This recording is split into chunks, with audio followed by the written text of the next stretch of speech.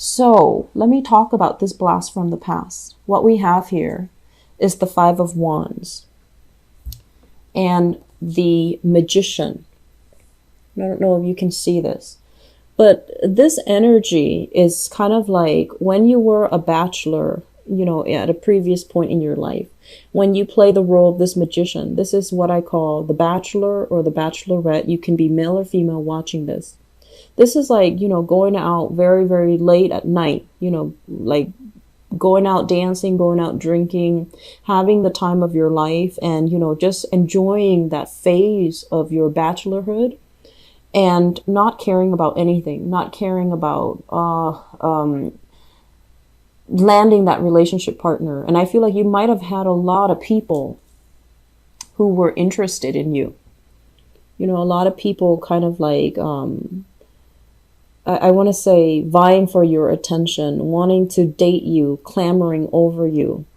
And then I'm also sensing for some of you, especially the more masculine Capricorns, more male energy Capricorns, you might have, taken things for granted. You had a lot of suitors at your door. You might have been kind of like on top of the game where you made a tremendous amount of money. You had a lot of success and people were clamoring over you, and you had a lot of one-night stands. And you found yourself at a point where you're just like, yes, it was fun and exciting and it was new people, but were you ultimately very happy? With this Ace of Cups in the reverse, this is kind of like lacking not only in love, true spiritual love, but it's also lacking in, self-love. Okay, so on the surface, things looked really great. You commanded a lot of attention. You had a lot of success. There's a lot of financial abundance. But the people that were clamoring over you, their energy is very low vibrational. Okay? They were in it for the status, the prestige, and also the conquest. Or you yourself were in it for the status, the prestige, and the conquest. And it left you feeling very empty. And it left you feeling, it's almost like when you were, at the peak or the pinnacle of your success, there were a lot of people coming in. But when you're at a point where you're feeling emotionally drained or distressed or kind of unhappy, no one's around. So what do you have to show for yourself in terms of that true spiritual love? Were you able to achieve it? Did money get you where you need to go? Did it bring about that happiness, that true love that you're hoping for? Probably not, right? So what I'm feeling with this spread here is having a lot more, I feel like putting a lot more emphasis on having, true spiritual connections, finding somebody that can nurture you, that feeds you, that clothes you, that takes care of you, no matter how much money you make. And I feel like these things, I'm just saying it and it sounds very intuitive, but I feel like for some of you Capricorns that might be watching this, I feel like you were spending your childhood. It was a mad dash. It was a mad scramble for resources. You've had to do a lot of things, to build up your empire, to build up your wealth. And so in the process of doing that, you might have neglected your own emotional development. Okay? So I feel like some of you are dealing with this where you're just like out there looking for love. And you've learned these lessons because now you're kind of like this. How do I manifest the right person? How do I manifest the love that is divine, that is, soul wrenching, that is right for me? How do I get rid of this energy where people are fighting and they just want me for superficial reasons and they're not able to give me this grand love? And so I'm sensing that you're letting go of old habits and you're on the quest to find really, really true love.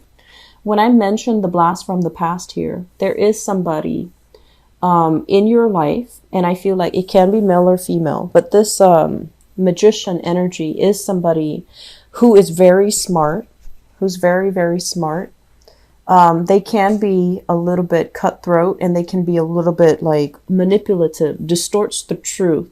They're not, they're showing up in their upright position. So they're not really lying to you, but they kind of lie by omission, or they kind of distort the truth to get you to think a specific way. And I feel like for whatever reason, there's some jealousy in this relationship. If you've left them behind and you're trying to move on with a new love, they're kind of like texting you, trying to get you riled up just to prove to themselves that, oh, that person is still cares about me, or that person is still,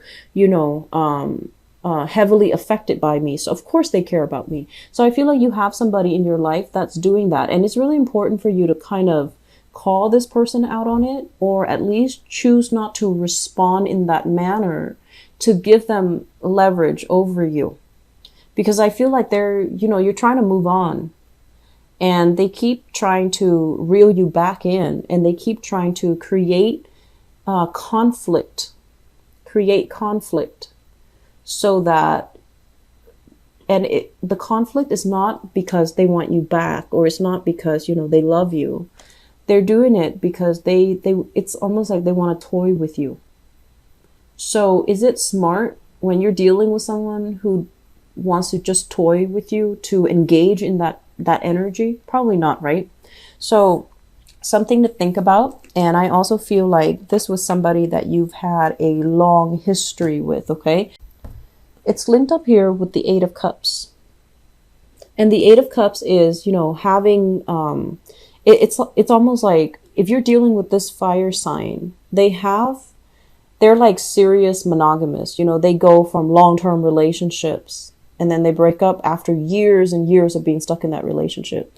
And then they move on to another relationship where they stay for years and years. So something has to be really, really bad within the relationship for them to move away. So they approach relationships very, very seriously. And I feel like in their past, they were a little bit naive. They were, they're very attractive and very popular. But I feel like they're so serious about relationship that they think everybody is just as serious as they are. So they end up in a situation where they gave a lot of themselves. Their ex-partner was not appreciative. And so I feel like you're dealing with this person, and they're going to put their heart on the line, and they're going to tell you, this is what I want. If you can't match me, or if you have no intentions, just don't bother. So for some of you, this is a brand new person. If it is a brand new person, just know that they're very serious. You cannot play with their feelings if you're not into them, or if you don't feel like you want to be in a serious relationship with them. Do not play with this, okay? Because this is a very sensitive, deep down, very delicate person. They guard their heart with a lot of pride, and they don't sleep with random people. And so you want to be a little bit careful, okay? If this is somebody that you're dating, things are going to be very phenomenally good for you, because I feel like this is somebody that has a lot of pride, that has a lot of honor, that has a lot of dignity and integrity. And they're going to make a very good relationship partner for you. I'm also sensing like joining up with this person is a very, very good, I feel like you both can be a power couple. You both can inspire each other. They can give you a lot of good ideas. You can help them finish projects. So I feel like there's a great sense of complementarity. There's also a great sense of, the person is very inspiring for you. If you are invited, for example, to a social function, they're dressed really well. They're going to be, kind of like that arm candy, that trophy or that eye candy on your arm. And I know you're not dating them just for superficial reasons, but I feel like it's an added bonus, because I feel like they're sociable. They know how to talk to your bosses. They know how to talk to your coworkers. And I also feel like they're just a joy to be around. So do not take this relationship lightly. It has the potential to go the distance. And I feel like it's best if this is a new person that's, recently entered your life. If this is somebody that, perpetually, if it's like a merry-go-round, I feel like they're trying to step up. Excuse me. They're trying to step up. They're trying to be forthright. They're trying to be honest with you. But at the same time, I just feel this element about them, like feeling a little bit bored in the relationship, and they want new things. So you can fix this by re-injecting passion in the relationship, or you should fix this if you're no longer emotionally invested in it. See your way out, because I feel like you have new opportunities coming into the picture. And if it's a revolving door with this fire sign where it's like a cycle, break that cycle. Okay, there's nothing here for you anymore. So it is best if this fire sign, Sagittarius, Aries, or Leo, is a brand new person. If it's a person from your past, I feel like there's a limit, and there's a time limit that has been reached. The expiration date was, So I'm seeing some of you are already in a relationship. Okay.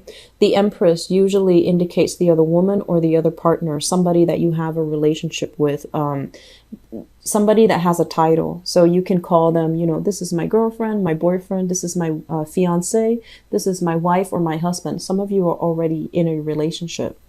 And I feel like, once again, that energy, I keep seeing that blast from the past. This might be the other person that you were kind of dilly-dallying with outside the relationship. Okay, so the person showing up here as an air sign, this is somebody who is a little bit argumentative, who's very the one thing that they have going for themselves is that they're very intelligent, but they're also very clear about what they want, but the involvement is not a heartfelt decision. I feel like it was just a lapse of judgment, or I feel like, getting involved with this person, you might start to see that is a lot more trouble than it's worth, mainly because they might put on a very proud air that they don't need you, but deep down they're a lot more sensitive than they let on, or for whatever reason, their interaction with you. At first, it seemed like it was just, a one-night stand, a short-term fling. But then it turns out that they became emotionally, I want to say, it could be emotionally invested in you, or they are also after, what you have to offer as well financially. So I feel like there was a relationship that you should not have been involved with. And now it's like more trouble than it's worth. Okay. So air signs, Aquarius, Gemini, and Libra, Sun, Moon, or Rising. This was not a relationship that you saw, as being long-term. You did not want to propose to this person, or this person just didn't take the relationship seriously. So there isn't any solid foundation to be built on it. You both don't see each other as long-term relationship potential. And if you are still in this, it's not going to go anywhere. Okay, it's not going to go anywhere. If this is somebody that you were kind of with outside of your relationship, want you to be very careful about things coming to light, things surfacing for this month, because once again, we're dealing with like a little bit of karmic energy this month, and I don't know why that is. And I feel like it's just the universe telling you to clear up some things, declutter your love life so that you can focus your attention on things that matter, or focus your attention back on you and, career, professional achievements, and not waste your time with relationships that don't have stability, relationships where the other person has no interest in staying long term and giving you a title. Okay, so family, in-laws, your own family, your own traditional beliefs, your own expectations, or even other people's expectations of you. It's going to feel very burdensome this month. With the Hierophant deals with the institution of family. And it's going to feel a little bit like, so let's just say, and it feels to me to be a little bit more traditional and conservative and archaic. But let's just say you're dating somebody and they happen to get pregnant, right? And I feel big pregnancy vibes as well. And your family is just like, now you have to marry them, okay? Or you get pregnant, so you want to be careful. And then your family is just like, you have to marry that person and you're nowhere near ready. So I feel like family meddling, other people's expectations of you, it's going to be very problematic. And so the thing you need to identify here is, what do people expect from me? And are they, are they in the right to expect these things from me? Or are they just meddling? Are they just so bored with their lives that they're kind of chiming in and not minding their own business? So deciding for yourself, setting very clear boundaries, setting very clear boundaries. This is what I will or will not accept. That's going to go a long way. I'm also feeling as well, it's creating a lot of stress in your relationship. Okay. And I'm also sensing as well, if you've had like an ex, there are a lot of family meddling. There are a lot of, it's like too many chefs in the kitchen.